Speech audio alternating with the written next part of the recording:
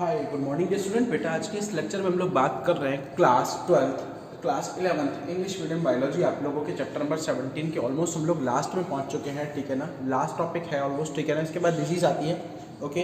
तो अब हम लोग बात कर रहे हैं बेटा जनरली किसकी, रेगुलेशन ऑफ रेस्पिरेशन की। रेगुलेशन ऑफ रेस्पिरेशन की अगर हम लोग बात करें, whenever we are talking about the regulation of respiration, ठीक है। अगर हम बात करें कि रेस्पिरेट जो है वो रेगुलेट किस तरीके से होता है और कैसे हो रहा है, या रेस्पिरेशन का प्रोसेस जो है वो किस तरीके से रेगुलेट हो रहा है, कौन कौन आपकी बॉडी में ऑर्गन है, ऑर्गन सिस्टम है, या फिर कौन सी ऐसी चीज़ है जो आप लोगों के रेस्पिरेशन को क्या कर रही है बच्चों, रेगुलेट कर रही है, उनको नियंत्रित कर रही है। तो रेगुलेशन ऑफ रेस्पिरेशन पढ़ने के लिए, ठीक है, हम लोगों को सबसे पहले ये पता होना चाहिए कि रेगुलेशन है क्या, ठीक है। रेगुलेशन है क्या? तो रेगुलेशन का मतलब होता है बेटा बेसिकली कंट्रोल, यानी आपकी बॉडी में जो रिएक्शन हो रही है, जो क्रियाएं हो रही हैं, उन क्रियाओं को क्या करना, कंट्रोल करके रखना, उनको नियंत्रित करके रखना, ठीक है। ये क्या कहलाता है आप लोगों के, रेगुलेशन कहलाता है, ओके। अब ये रेगुलेशन की अगर हम लोग बात करें तो बेसिकली अगर whenever we are talking about the regulation then we have studied about that there are two main mechanism in class 10, control and coordination, right. And control is basically done by the neural system, या even whenever we are saying that it is majorly done by the nervous system, ठीक है। Nervous system और neural system के through होता है। तो then हम लोग बात करें रेगुलेशन ऑफ रेस्पिरेशन की, या whenever we are talking about regulation of respiration हम लोग बात करें तो इसमें जनरली अगर मैं बात करूं रेस्पिरेशन की या रेगुलेशन ऑफ रेस्पिरेशन की, तो इसमें होता क्या है बच्चों, वो सुनिएगा। जो रेगुलेशन होता है रेस्पिरेशन का वो बेसिकली कौन करता है, basically it is done by the neural system. कैसे होता है, to suit the demand of body tissue, यानी अब बॉडी टिश्यूज को क्या रिक्वायरमेंट है भाई, बॉडी के अंदर जो टिश्यूज है, टिश्यूज में कौन सी होती है, सेल होती है, और सेल्स क्या करती है, मेटाबॉलिक एक्टिविटी करती है। मेटाबॉलिक एक्टिविटी के अंदर उनका मेजर वर्क क्या है, बॉडी की फंक्शनिंग के लिए क्या प्रोवाइड कराना, एनर्जी प्रोवाइड कराना। तो to suit the demand of body tissue, यानी कि बॉडी टिश्यू की डिमांड को पूरा करने के लिए, उनकी रिक्वायरमेंट को फुल करने के लिए, फुलफिल करने के लिए, ठीक है। अब क्या है भाई, डिमांड क्या होगी, टिश्यू तो बोलता है कि मुझे क्या करो, ऑक्सीजन को और ज्यादा लाओ, मेरे पास ऑक्सीजन को बहुत ज्यादा लाओ। तो इसके लिए सिग्नल जाता है किसके पास, आपके न्यूरल सिस्टम के पास या फिर आपके नर्वस सिस्टम के पास, ठीक है। और ये नर्वस सिस्टम क्या करता है, ये कंप्लीट ब्रीदिंग और रेस्पिरेशन की मैकेनिज्म को क्या कर रहे हैं, कंट्रोल कर रहे हैं, ठीक है। आई बात समझ में, क्लियर है, ओके।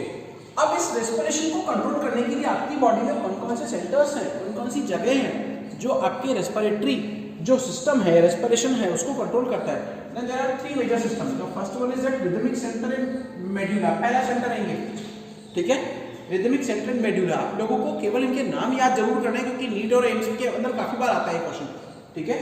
पहला है rhythmic centre that is present in the medulla, ठीक है। वो क्या है बेटा, मेडुला। और मेडुला किसका पार्ट है, आपके ब्रेन का पार्ट है, और ब्रेन किसका पार्ट है, नर्वस सिस्टम का पार्ट है, क्लियर है। कौन से नर्वस सिस्टम का, सीएनएस का पार्ट है, सेंट्रल नर्वस सिस्टम का पार्ट है, ओके। तो अब क्या हुआ कि रिदमिक सेंटर जो होता है मेडुला का वो, okay. Second one is that pons. अब न्यूमेटिक सेंटर होता है, न्यूमेटिक सेंटर है पोन्स के अंदर, ठीक है ना।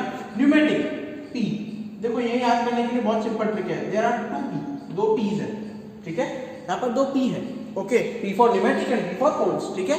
तो सेकंड वन इज दैट कि pneumatic centre in the pons, okay. And third one is that आप लोगों का कीमोसेंसिटिव एरिया होता है, that is near, that is presented the adjacent, जो एडजेसेंट होता है यानी कि बिल्कुल पास में है, किसके पास में, मेडुला के पास में, जो कि पाया जाता है बिल्कुल पास में, किसके, मेडुला के पास में। इट इज अ सेंसिटिव, ये बेटा सेंसिटिव एरिया है to high CO2 and H+ ion concentration, ठीक है। ये क्या है, CO2 और H+ आयन कंसंट्रेशन के लिए सेंसिटिव एरियाज होते हैं, ओके। न्यूमोटैक्सिक सेंटर का वर्क क्या होता है, बेसिकली ये तो ठीक है कंट्रोल करता है, ये सेंसिटिव एरियाज है। न्यूमोटैक्सिक जो सेंटर है कैन मॉडरेट, मॉडरेट का मतलब क्या होता है, नियंत्रित करना, रेगुलेट करना। क्यों रेगुलेट करता है, क्योंकि काफी बार क्या होता है कि जो आपका रिदमिक सेंटर है, रिदमिक सेंटर है उसकी वर्किंग एफिशिएंसी, अच्छा इस रिदमिक सेंटर की बेटा जो वर्किंग एफिशिएंसी है, वर्किंग एफिशिएंसी है कभी कभी इंक्रीज हो जाती है एंड कभी कभी साइमल्टेनियसली डिक्रीज भी हो जाती है, ठीक है। तो इस इंक्रीमेंट और डिक्रीमेंट के लिए, इंक्रीमेंट और डिक्रीमेंट के लिए आप लोग क्या बात करो कि वर्किंग एफिशिएंसी या तो बढ़ रही है या फिर कम हो रही है, ठीक है ना, बढ़ रही है, कम हो रही है। तो उस केस में आप उसको वर्किंग एफिशिएंसी को एक लेवल के ऊपर काम करने के लिए, एक लेवल के ऊपर लाने के लिए जो न्यूमोटैक्सिक सेंटर है आपके पोन्स में, वो क्या करता है, इनकी फंक्शनिंग, जो मेडुला की फंक्शनिंग है, इसकी फंक्शनिंग को क्या कर रहा है, मॉडरेट कर रहा है, यानी कि एक नियंत्रित कर रहा है, एक रेगुलेट अमाउंट के अंदर क्या कर रहा है बेटा, लेके आ रहा है, ठीक है, एक मॉडरेट अमाउंट के अंदर लेके आ रहा है। अब ये होगा कैसे, जैसे ही रिदमिक सेंटर जो है एक्टिवेट होगा मेडुला का, ठीक है, अब उस एक्टिवेट होगा वो किसके कारण होगा, जब कीमोसेंसिटिव एरिया के अंदर आपका CO2 की कंसंट्रेशन हाई हो जाएगी और H+ की आयन की कंसंट्रेशन हाई हो जाएगी, ठीक है ना, then there is a signal has been transferred from the medulla. अच्छा, अब यहां से एक सिग्नल जाएगा मेडुला के पास में, ठीक है, यानी इंटरनल बॉडी के अंदर क्या है, CO2 और H+ आयन की कंसंट्रेशन बहुत ज्यादा मात्रा में बढ़ चुकी है, ठीक है, तो एक सिग्नल जाता है, सिग्नल कहां जाता है, कीमोसेंसिटिव एरिया में सिग्नल जाता है मेडुला के, ओके। अब इस मेडुला के कीमोसेंसिटिव एरिया में जब सिग्नल जा रहा है, ठीक है, देन साइमल्टेनियसली क्या होगा कि ये जो सिग्नल गया तो मेडुला जो है it will provide a signal. अब ये मेडुला एक सिग्नल प्रोवाइड करेगा किसके लिए, फॉर द एक्सपायरेशन, यानी कि फॉर द एक्सपायरिंग आउट, ये एक्सपायरेशन, क्योंकि CO2 क्या है, वेस्ट है, अब ये CO2 को बाहर निकालना है तो मेडुला सिग्नल जनरेट करेगा एक्सपायरेशन के लिए, ठीक है ना।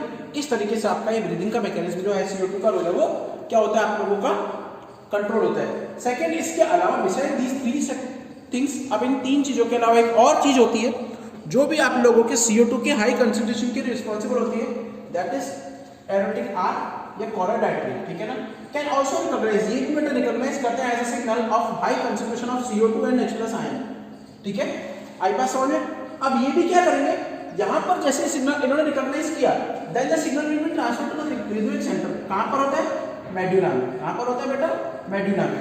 अब ये भी क्या करेंगे, ये इस रिदमिक सेंटर को बेटा सिग्नल देंगे, ठीक है, और जैसे ही सिग्नल भेजा देन क्या होगा कि वो क्या करते हैं बेटा, एक्शन को वो क्या करते हैं, एक्शन को जनरेट करते हैं, यानी कि मेडुला अब क्या करेगा, मेडुला एक्शन मतलब जो आपका एक्सपायरेशन है उस एक्सपायरेशन को प्रोसीड करेगा और एक्सपायरेशन के थ्रू क्या कर देगा बच्चों, वो नॉर्मली क्या करेगा आप लोगों के बेसिकली क्या कर देगा, उसको आगे ट्रांसमिट कर देगा, ओके, क्लियर है।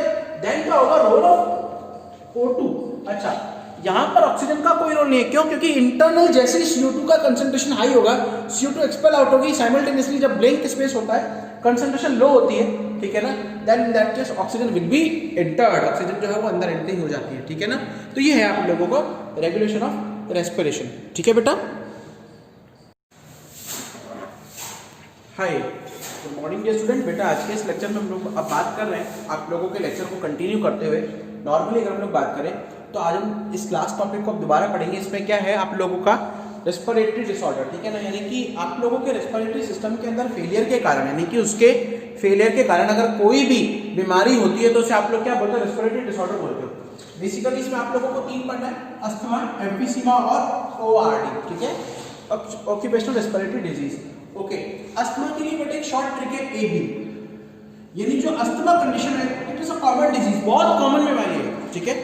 इसमें होता क्या है, अस्थमा के अंदर जो आपकी ब्रोंकाइज है, जो आपका ब्रोंकियोल है उसमें इन्फेक्शन होता है, ठीक है ना, लंग्स की ब्रोंकाई में इन्फेक्शन होता है और नॉर्मली लंग्स क्या ब्लॉकेज रहते हैं और लंग्स में क्या है कि ब्रीदिंग में डिफरेंसेस आते हैं, ब्रीदिंग में डिफिकल्टीज आती है, इसे आप लोग ब्रीदिंग डिफिकल्टी बोलते हो, क्या बोलते हो, ब्रीदिंग डिफिकल्टीज, ओके। अब ब्रीदिंग डिफिकल्टीज हम बोल तो रहे हैं लेकिन हो क्यों रहा है, ठीक है, AB यानी कि अस्थमा जो किससे रिलेटेड है, ब्रीदिंग में डिफिकल्टी, सांस लेने में दिक्कत। अब इस अस्थमा को दूर करने के लिए डॉक्टर एक पंप देते हैं जिसे आप लोग इनहेलेटरी पंप बोलते हो, और ये पंप क्या होता है, डॉक्टर बेसिकली आप लोगों को देता है किसके लिए, सांस में लेने में जो दिक्कत हो रही है उस दिक्कत को सही करने के लिए, ठीक है।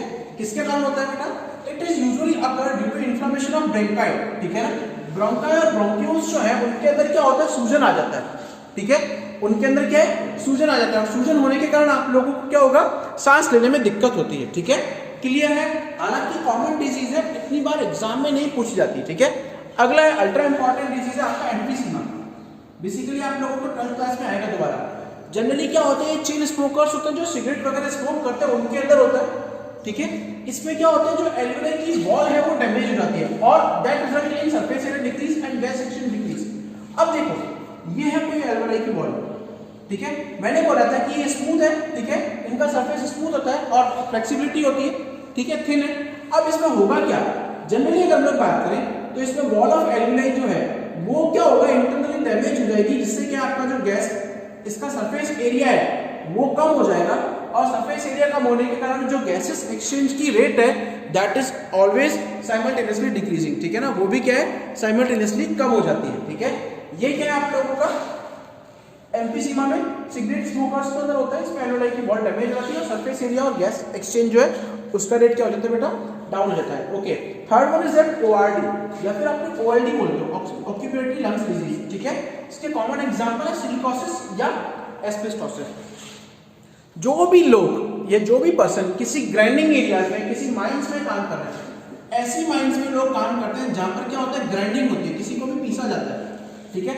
अब ग्राइंडिंग वाले एरिया में, माइंस वाले एरिया में क्या होता है, बेसिकली सुनिएगा मेरी बात, जनरली क्या होता है वहां पर अब कोई भी है ग्राइंडिंग हो रहा है तो ऐसे लोगों को एक तो वहां पर मास्क लगाना चाहिए, ठीक है। क्यों? क्योंकि वो अगर लंबे समय तक उस ग्राइंडिंग से जो डस्ट निकलती है उसके एक्सपोजर में आता है, लंबे समय तक अगर उस ग्राइंडिंग से जो डस्ट निकले उसके संपर्क में आता है तो वो क्या करता है, इन्फ्लेमेशन करता है, इनकी जलन पैदा करता है, कहां पर आप लोगों के रेस्पिरेटरी पसाज में और लंग्स में। That result in a fibrosis. Fibrosis का मतलब पता है क्या है कि आपकी जो फाइबर टिश्यू है वो डैमेज हो जाता है। डैमेज कैसे होंगे, उनमें बेटा प्रोलिफरेशन स्टार्ट हो जाता है। प्रोलिफरेशन का मतलब होता है बेटा सेल डिवीजन।